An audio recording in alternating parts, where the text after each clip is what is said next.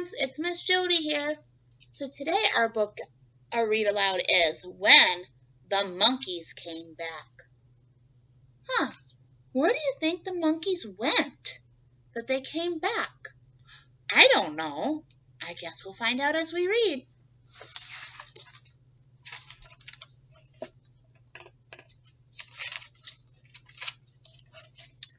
One, Donna Maria was a very little girl. The valley was a peaceful place. Children giggled as they chased each other between rows of tall corn. Fathers whistled as they dug in the gardens. Mothers hummed softly as they wrapped black beans in cornmeal in banana leaves to cook. There was one old road in the valley, but it was on an ox cart road, an open place for meeting friends or cousins, a nice place for walking, a sunny place for catching lizards. There wasn't any cars at all. The valley was a quiet place except when the monkeys called. The monkeys called? Do you think they called on a phone?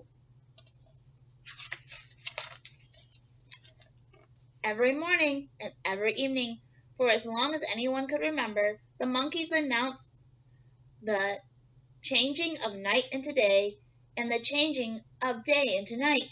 At the dawn they would howl and bark to one another, and the noise they made was like thunder in the trees. At dusk they would hoot and scream, and each leaf and each blade of grass would tremble from the sound. They almost kind of sound like turkeys, because turkeys do that too, and chickens. One day a car chugged and sputtered up the old road. After that, more cars came. Not many at first, for the road was an ox cart road, not a car road. Maria was afraid of the cars. The sound and the smell made her hide behind her mother's skirt. More and more cars came, and trucks, and more noise. Before long, it wasn't safe to walk down the middle of the road, or to stand, or to talk, or to chase quick lizards. Still the monkeys shouted from the trees, drowning out all the new noise for a few moments each day, hooting to one another as they always had, waking up the world in the morning and calling the workers home from the fields at night. At first it was just a few trees. The lumbermen cut down only the biggest trees, the ones with the hanging vines. The monkeys didn't seem to mind. They howled and barked and scowled just as before. But 5 years later, when there were only 24 trees left in the forest, the monkeys went away. So the monkeys left. Why did they leave? Because they were cutting down the trees. Maria didn't know where the monkeys went. One night, just as the sun slipped behind the hills, the monkeys shrieked and hooted and cried louder than ever before. Some said it was because of the full moon. Others said the rainy season was near. But the next morning the valley was as silent as a stone. Over the next several years, the last of the trees were cut down. What had once been a forest was now covered with stumps and tangled brush. There were a few birds, but no monkeys. Most people forgot about the monkeys. They had roosters to wake them up in the morning and lamps to work by at night. But Maria didn't forget.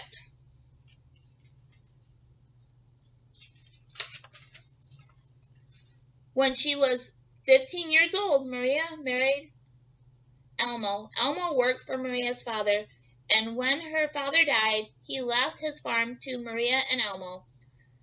"You have a lot of land now," said Maria one day. "I would like to have some of it for myself." Elmo laughed out loud because in those days women did not own land. "Soon we will have a family to feed," said Elmo. "After I plant corn and beans and squash, there will be nothing left over to give you. The rest of the land belongs to the cows." "What about the land on the side of the mountain?" asked Maria. "There are too many stumps for a garden, and it's too steep for cows." "That's true," agreed Elmo. And though it went against their custom, he gave the land on the other side of the mountain to Maria. "What are you going to do with your land?" said Elmo. "I'm going to bring back the forest," said Maria, and that is what she did. Oh, so Maria's going to bring back the forest. How do you think she's going to do that? Maybe we'll see. Maria planted trees from the foot of the mountain to as far up as she could climb. When the sun baked the ground in the dry season, she hauled buckets of water to the trees. When the hard rains washed the little trees from the soil, she gently replanted them. So she's taking care of the trees. She's watering them when it's really dry outside and hot, and then she's helping put soil around them when it rains. Year after year, Maria took care of the trees. In the next 15 years, she gave birth to 11 children. Each child learned to plant and tend to the trees. Year after year, Maria's children grew tall, and so did the trees. Coffee grounds were on the mountain, and Elmo would tease, "Maybe you could plant coffee on your land." But Maria didn't listen. She didn't change her mind, and the forest came back.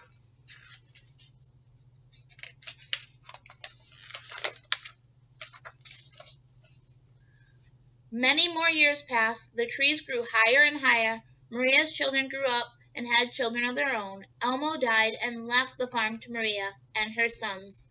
One day, Donna Maria took a long walk on the road to the warm sunshine.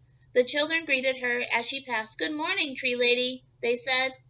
"Good morning," answered Donna Maria with a wink and an old smile. She leaned on her stick, and started to cross the valley. So Maria got old, and other people in town called her the tree lady. Her trees touched the sky. Thick vines wrapped around their trunks. Birds of every color filled their branches. Now, whenever they dropped their seeds, new trees would grow. The valley was bright with squash and corn and beans, but the side of the mountain was deep, dark green, forest green. Donna Maria's work was finished. So her trees grew really big, and the animals looked like some animals came back, like the birds. One night, Donna Maria couldn't sleep. She laid in her bed. She listened to the sounds of insects and the twittering of the night birds. Out of her window, she watched the stars trail across the black sky. She watched the moon's shadow shift and changed in her room. As dawn approached, she heard the roosters begin to crow, and then she heard another sound. What do you think the sound might be? At first it sounded like barking of dogs, but soon the barking turned into howling, and the howling turned into shrieks, and the shrieks turned into shouts, and every leaf and every blade of grass was trembling with the sound that Donna Maria hobbled to the window and leaned out. The dark air thundered with the sound of monkeys hooting, howling, and screaming from the treetops, waking up the whole world once again. Donna Maria closed her eyes, smiled a twinkly smile, and listened to the music she had listened to for 56 long years. Every morning now, Donna Maria wakes up to the barking and scowling of the monkeys. Every evening she waits for them to gather in the trees and shriek and howl and say good night. For a few moments each morning and evening, the sound of the monkeys drowns out all of the other sounds in the valley. For a few moments each day, it's as if nothing has ever changed. The end. Oh, and there's a cute picture of a monkey. So yeah, the monkeys came back because Donna Maria planted the trees. Bye, friends.